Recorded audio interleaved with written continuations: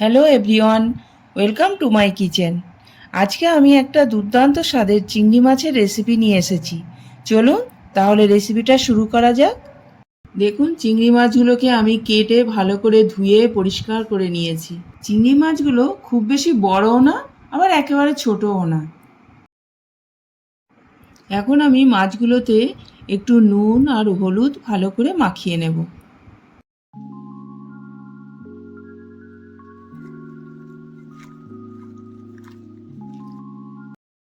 এখানে আমি দুটো মাঝারি সাইজের আলুকে দেখুন এরকম করে কেটে নিয়েছি। খুব বেশি পাতলাও না, আবার অনেক মোটাও না।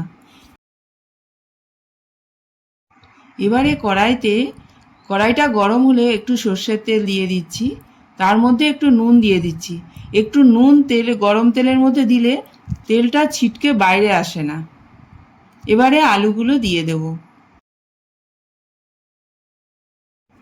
এবারে অল্প একটু হলুদ দিয়ে আলুগুলোকে আমি লাল লাল করে ভেজে তুলব।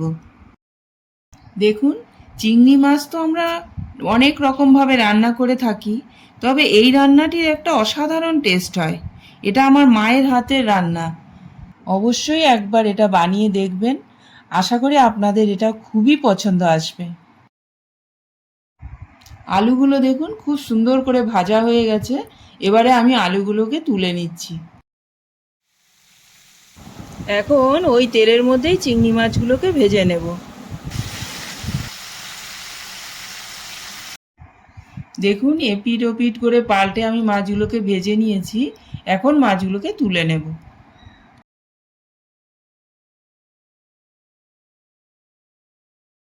এখন আমি কড়াইতে আরেকটু তেল অ্যাড করে দিলাম। এবারে দুটো এলাচ থেতো করে নিয়েছি আর একটু দারচিনি, এটা গরম তেলে দিয়ে দিলাম। আর 1 চামচ মতন জিরে। বেশ একটু ওটার সুন্দর গন্ধ বেরোবে। তারপরে একটা পেঁয়াজ, বড় সাইজের পেঁয়াজ আমি বেটে নিয়েছি মিক্সারে, সেই পেঁয়াজ বাটাটা অ্যাড করে দিলাম।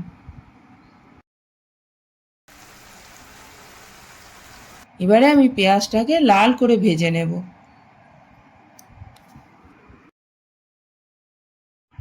দেখুন, পেঁয়াজটা খুব সুন্দর করে কষিয়ে নিয়েছি। এখন 1 চামচ আদা রসুন বাটা মিক্সড করে দিলাম। এখন এটাও ভালো করে কষিয়ে নেব।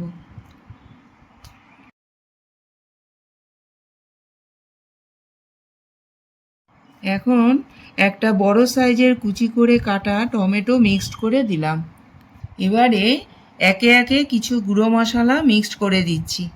প্রথমে স্বাদ অনুসারে নুন, হলুদ, লঙ্কা পাউডার, জিরা পাউডার, আর বেশ সুন্দর কালার আনার জন্য একটু কাশ্মীরি লাল মির্চ পাউডার। এটা অপশনাল, আপনারা চাইলে দিতেও পারেন, আবার নাও দিতে পারেন। এবারে ভালো করে টমেটোর সাথে মশলাগুলোকে কষিয়ে নিতে হবে। একটু জল দিয়ে দিলাম যাতে টমেটোগুলো বেশ ভালো করে গলে যায়, তার জন্য।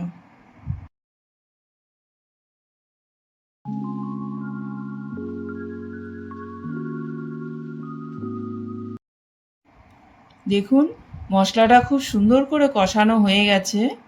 এবারে ওই ভাজা আলুগুলো মিক্সড করে দিচ্ছি। আমার আপনাদের কাছে একটা অনুরোধ রইল, যদি আমার ভিডিও আপনাদের পছন্দ আসে তাহলে প্লিজ আমার চ্যানেলটাকে সাবস্ক্রাইব করে আমার সাথে থাকবেন। দেখুন, আলুটাকেও মশলার সাথে ভালো করে কষিয়ে নিয়েছি। এখন প্রয়োজন মতো আলুতে জল মিশিয়ে দিচ্ছি। এবারে 2 মিনিটের মতন ঢাকনা লাগিয়ে দিচ্ছি। এখন আমি চিংড়ি মাছগুলোকে মিক্সড করে দিচ্ছি।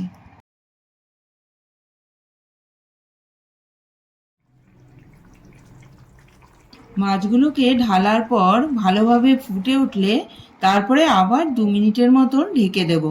চিংড়ি সিদ্ধ হতে একদমই টাইম লাগে না।